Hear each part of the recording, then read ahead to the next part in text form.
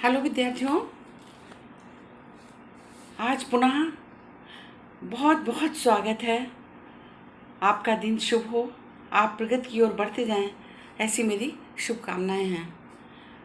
आज हम लोग गीतकालीन कवियों केशव दास बिहारी लाल जी और घनानंद जी, महाकवि घनानंद के कविताओं पर, जो आपके सिलेबस में है, बीए और एमए में भी है, इंटर में भी हैं, तो उनके जीवन से संबंधित कुछ अति महत्वपूर्ण, जीवन से संबंधित और कविताओं पर आधारित कुछ अति महत्वपूर्ण वस्तुनिष्ठ प्रश्नों का पढ़ेंगे।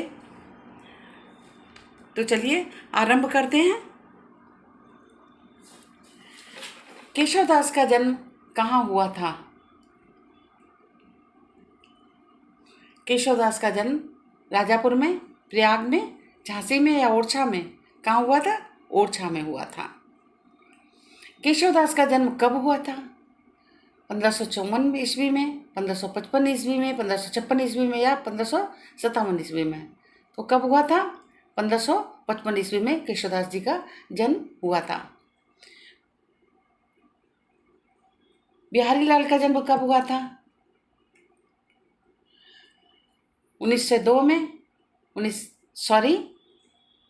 1602 ईस्वी में, 1603 ईस्वी में, 1604 ईस्वी में, 1605 ईस्वी में।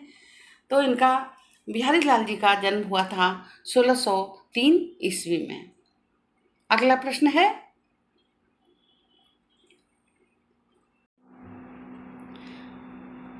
चौथा प्रश्न देखिए, बिहारी किसके दरबार में रहा करते थे? जय सिंह के दरबार में, विजय सिंह के, जयदेव सिंह के, विजयदेव सिंह के? तो जयदेव सिंह के दरबार में बिहारी कवि थे, रहा करते थे वहीं। केशवदास किस धारा के प्रमुख कवि हैं? रीत मुक्त, यहाँ पे ता रह गया, रीत मुक्त, रीत सिद्ध, रीतबद्ध या किसी के नहीं? किसके हैं? रीतबद्ध के। केशवदास किस धारा के प्रमुख कवि हैं? रीतिबद्ध।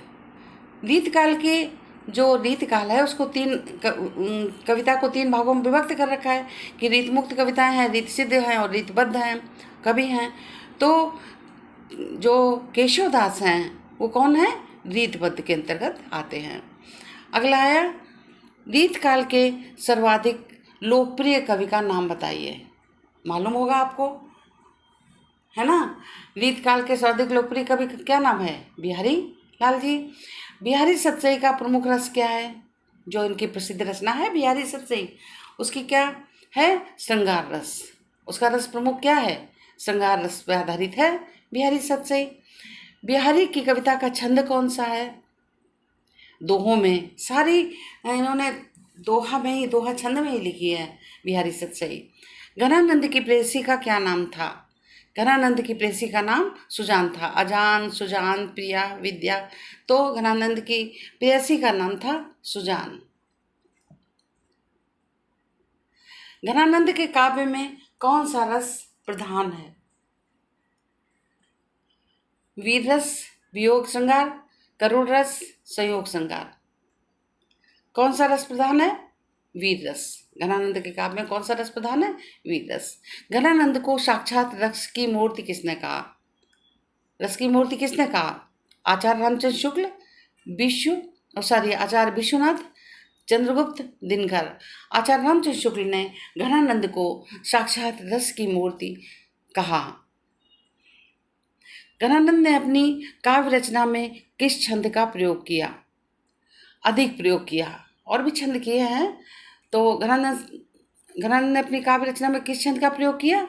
कवित्त, सवैया, रोला उलाला, दोहा चौपाई या छप्पर कुंडलियाँ? कवित्त और सवैया में इन्होंने लिखा है। कवित्त सवैया छंदों में इन्होंने अपनी रचना की। केशवदास को कहते हैं कठिन काव्य का प्रेत, आचार्य, श्रृंगारी कवि या भक्ति कवि? क्या कहते हैं? इनको कठिन काव्य का प्रेत कहा जाता है।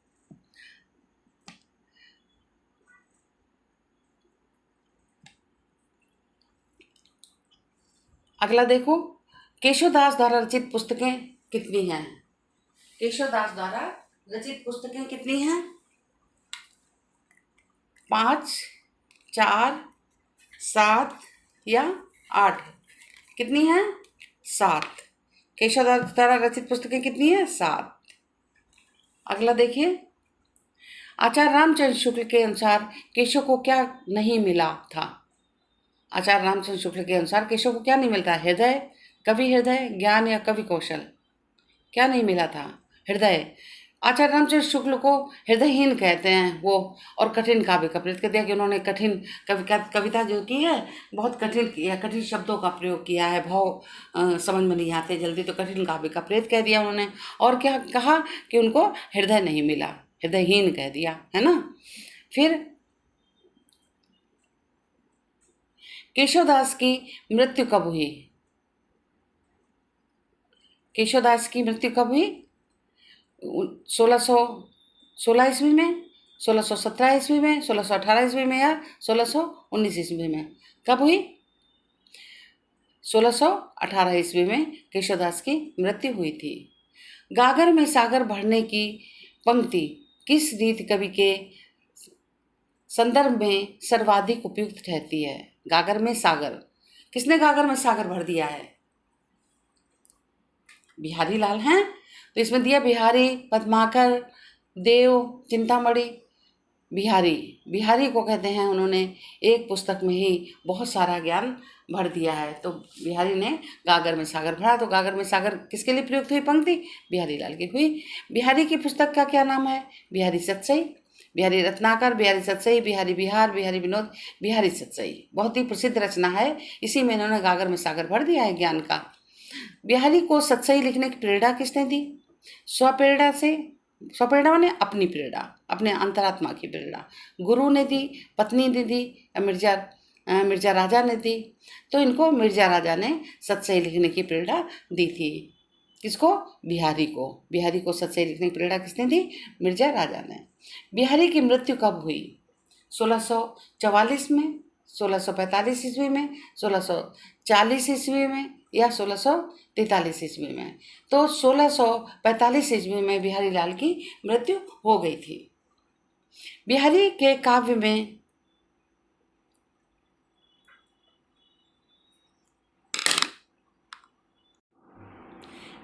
काव्य में कौन सी प्रवृत्ति नहीं है? सौंदर्य चित्रण, अलंकारिकता, रहस्यवाद, चमत्कार। बिहारी के काव्य में कौन सी प्रवृत्ति नहीं है? रहस्यवाद नहीं है।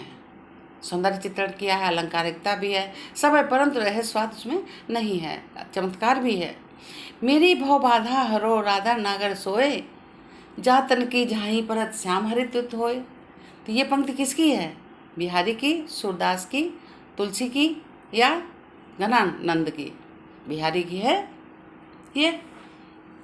इसमें आंसर नहीं लिखा है, परंतु ये बिहारी की है। मेरी भव बाधा और राधा नागर सोए, यह पंक्ति किस कवि की है? बिहारी की है।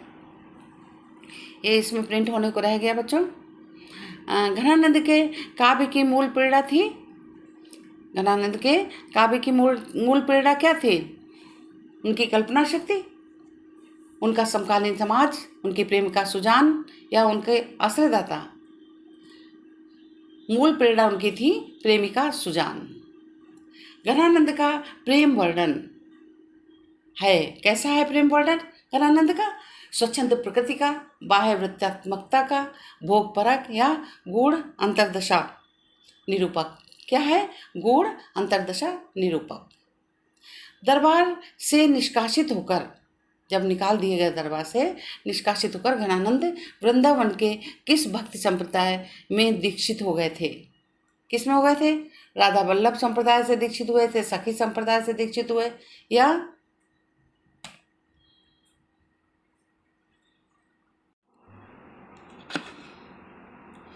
तो दरबार से निष्कासित होकर घनानंद वृंदावन के किस भक्ति संप्रदाय में दीक्षित हो गए थे?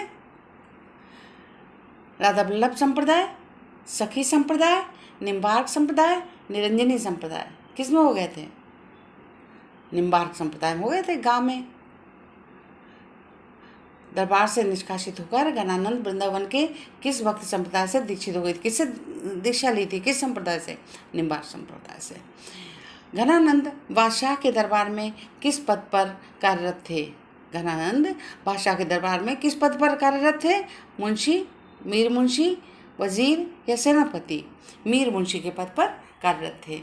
तो बच्चों, ये आपका रीतकालीन कवियों, कुछ कवि हैं ये प्रमुख कवि जिनके आप सिलेबस में आपकी कविताएं हैं, और उन कविताओं पर आधारित और इनके जीवन पर आधारित कुछ महत्वपूर्ण, अति महत्वपूर्ण प्रश्नों, वस्तुनिष्ठ प्रश्न हमने आपके सामने प्रस्तुत किए, और आप इनको अच्छी तरह तैयार कर लीजिए।